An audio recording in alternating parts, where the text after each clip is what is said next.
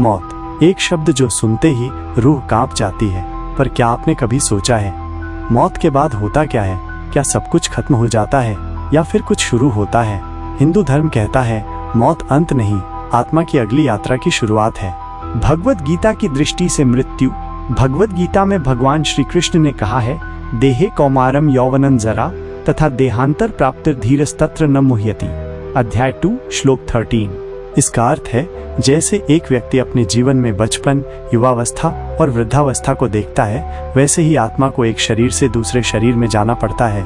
यह परिवर्तन है और आत्मा कभी मर नहीं सकती। भगवान श्री कृष्ण ने अर्जुन से कहा था, न जायते म्रियते व कदाचिन, अर्थात आत्मा न कभी जन्म लेती है न मरती है। यमराज। हिंदू धर्म में मृत्यु के देवता यमराज, जो मौत के देवता के रूप में जाने जाते हैं, उनका काम है प्रत्येक आत्मा को उसके कर्मों के अनुसार फल देना। यमराज का वाहन यमदूत है, जो प्रत्येक आत्मा को उसके गुणों के अनुसार ले जाता है, या तो स्वर्ग या नरक। कठोपनिषद में नचिकेता ने मृत्यु के देवता यमराज से पूछा, हे यमराज, मृत्यु के बाद आत्मा कहाँ जाती है? यमराज ने उत्तर दिया, आत्मा नाशवान नहीं है, मृत्यु केवल देह का त्याग है। यमराज, जिसने आत्मा को जाना उसने जीवन का रहस्य जान लिया। आत्मा कर्म के अनुसार अगले लोक को जाती है, या स्वर्ग या नरक, और फिर जन्म लेती है।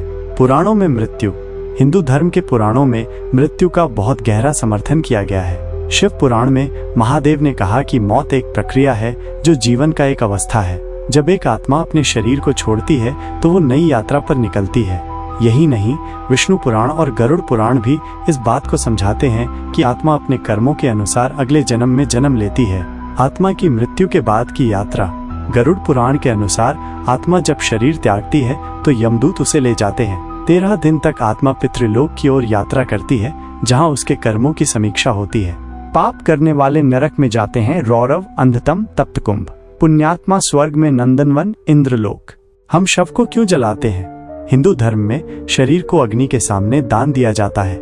यह प्रक्रिया अंत्येष्टि या अंतिम संस्कार के रूप में जानी जाती है। यह इसलिए किया जाता है ताकि आत्मा को मुक्ति मिल सके।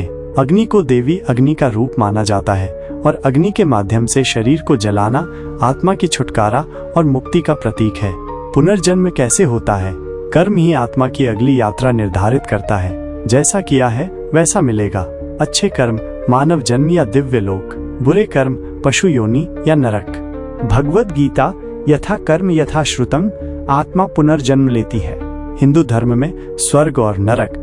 स्वर्ग और नरक हिंदू धर्म में अलग अलग लोक हैं, जहां आत्मा अपने कर्मों के अनुसार पहुंचती है। स्वर्ग में आत्मा को सुख और आनंद मिलता है, लेकिन यहाँ भी ये आनंद स्थायी नहीं होता। नरक में पाप का भुगतना होता है, लेकिन एक बात ध्यान में रखें, ये स्थान सिर्फ एक समय के लिए होते हैं। आत्मा को फिर से जन्म लेना पड़ता है। आज के समय में विज्ञान भी ये मानता है कि शरीर की मृत्यु के बाद एक प्रक्रिया होती है, लेकिन क्या हमारी आत्मा सच में मर जाती है? कुछ वैज्ञानिक यह कहते हैं कि आत्मा एक प्राकृतिक ऊर्जा है जो कभी नहीं मर सकती। दर्शन शास्त्र के अनुसार, हिंदू धर्म के अनुसार, आत्मा का असली ज्ञान समझ लेना एक अंतिम खोज है। और यहाँ ये सब सच होता है। हमारे कर्म हमारी आत्मा की यात्रा को प्रभावित करते हैं। हिंदू धर्म में मृत्यु सिर्फ एक अंतिम अनुभव नहीं, बल्कि एक नई शुरुआत है। हर एक आत्मा की यात्रा कर्म और धार्मिक जीवन पर निर्भर है। आत्मा को अपनी पूरी यात्रा करनी पड़ती है, तभी वो अपने अंतिम लक्ष्य मोक्ष को प्राप्त करती है। जब आत्मा अपने कर्म, मोह और बंधनों से मुक्त हो जाती है, तभी वो मोक्ष पाती है। तब न कोई जन्म न मृत्यु, केवल ब्रह्म के साथ एकत्व। शंकराचार्य, आत्मा न तो जन्म लेती है न मरती है, वो नष्ट नहीं होती। मृत्यु केवल भ्रम है, आत्मबोध से लिया गया। स्वामी विवेकानंद, मृत्यु कोई भयानक चीज नहीं है, ये तो केवल उस शरीर का त्याग है जो अब आत्मा के काम का नहीं रहा। महात्मा बुद्ध, जैसे दीपक बुझने पर लौ आकाश में विलीन हो जाती है, वैसे ही मृत्यु के बाद आत्मा अपने सत्य स्वरूप में लौटती है। ओशो, मृत्यु जीवन की चरम कला है।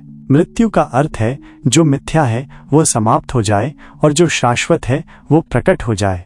रमण महर्षि, आत्मा कहीं नहीं जाती, मृत्यु केवल शरीर की है, आत्मा सदा स्थिर है, उसे जान लेना ही मोक्ष है। कबीर दास, जब मैं था तब हरि नहीं, अब हरि है मैं नाही, सब अंधियारा मिट गया जब दीपक देखा माही। आत्मबोध की अवस्था में मृत्यु का कोई भय नहीं रहता। Shri Arvind, Death is a passage, not the end. It is the soul's transition from one state of experience to another. Hindi में मृत्यु एक अंत नहीं, आत्मा की अनुभव यात्रा का एक पड़ाव है। सद्गुरु, मृत्यु कोई त्रासदी नहीं है, यह जीवन का स्वाभाविक हिस्सा है। अगर आप ध्यान पूर्वक देखें तो हर सांस एक छोटा सा मरना है। सही मृत्यु सही योग का अंतिम फूल है।